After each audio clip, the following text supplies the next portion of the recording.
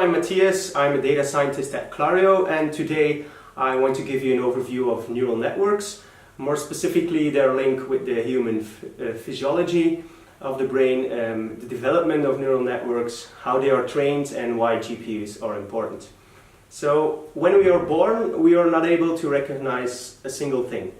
But after a while, we start to recognize specific objects. Let's say, for instance, cats.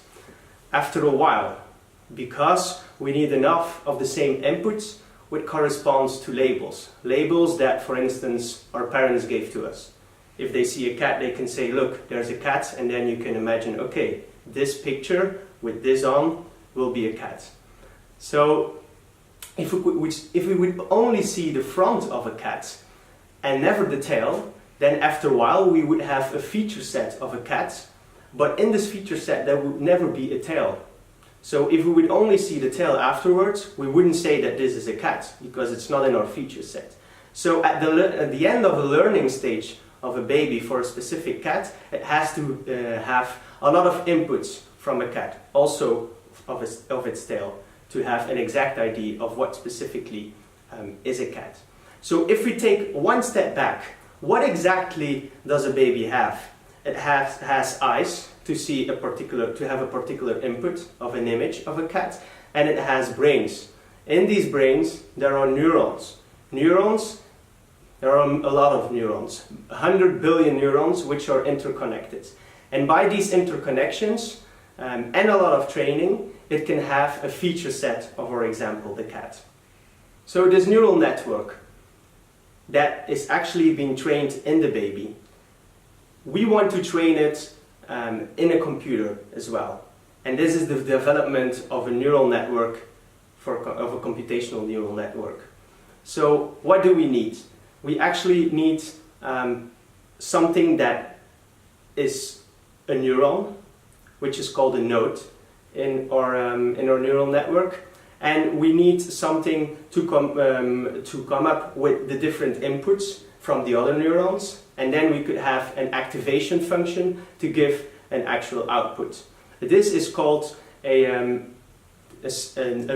perceptron.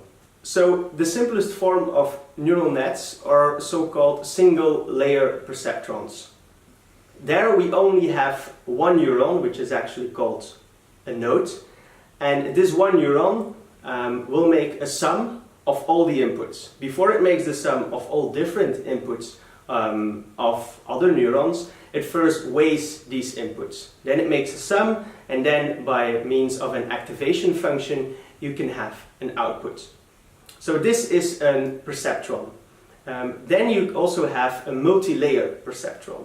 For a multi-layer perceptron, of course, you need multiple perceptrons, and then you have at least 3 layers. And each of these layers are interconnected with biases and with their weights. So how can we now have an idea of how these weights and biases should be to have a perfect outcome? So by means of a performance metric. This performance metric is called a loss function. So a loss function, for instance a quadratic loss function, it takes the sum of squared errors from our desired output and the actual output. The desired output is, for instance, a cat. The desired output, the actual output should be a dog, for instance. So this is definitely not a match.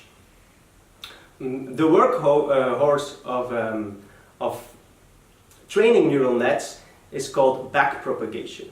And what backpropagation does actually is it backpropagates the errors from the end of your neural net to the start of your neural net. And based on the on backpropagation, which are a lot of difficult calculations based on partial derivatives, you can have a better idea of what the optimal step should be in order for your outputs, the actual and desired one, to come closely together.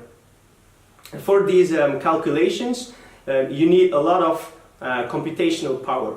And when I talk about computational power, you think, okay, a lot of CPUs. Yes, but actually CPUs are more developed for more general processing, while you also have GPUs. And GPUs are designed for more parallel processing, but not for general processing.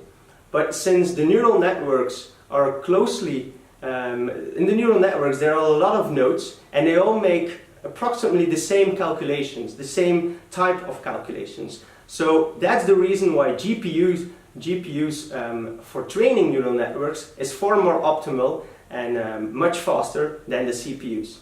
A key advantage of GPUs is also that they have much more small central processing units, and they have a higher bandwidth to the memory, to the RAM.